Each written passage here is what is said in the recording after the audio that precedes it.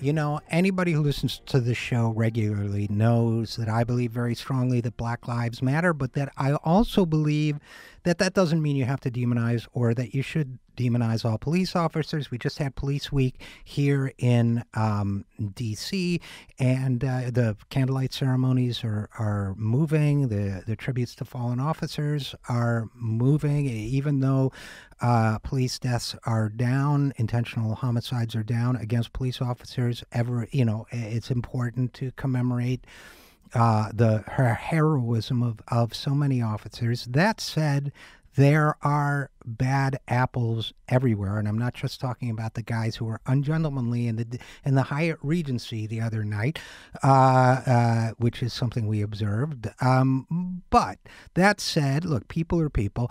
I just want to tell you a quick story, just to give you another side of this. 3 Baltimore police officers were accused of looting in 2 separate investigations. 2 of them were caught on video looting a store during the unrest, get this, following the death of Freddie Gray in Baltimore, who died in police custody. The Baltimore Sun reported that 2 corrections officers were suspended without pay after footage showed them leaving a convenience store holding Slim Jims and Tostitos chips on April 25th. Now, why is this a big deal?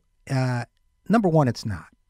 Number two, I would point out, however, that the entire Black Lives Matter movement was born around the death of Michael Brown in Ferguson, Missouri. And a lot of people justified the death of Michael Brown by saying there was video footage of him stealing snack materials from a convenience store.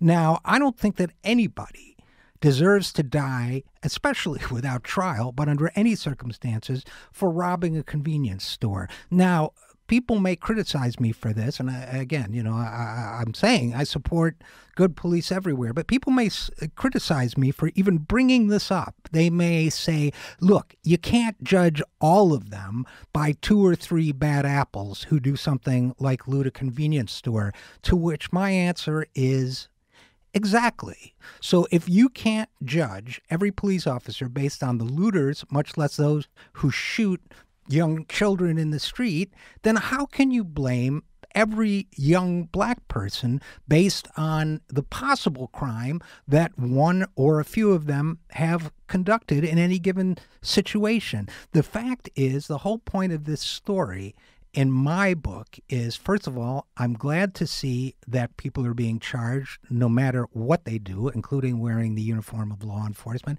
Everybody should be equal under the law. And number two, that principle, you can't judge everyone by the actions of a few, needs to be extended to our young African-American children, because I believe, as I think you believe, they are precious and valuable.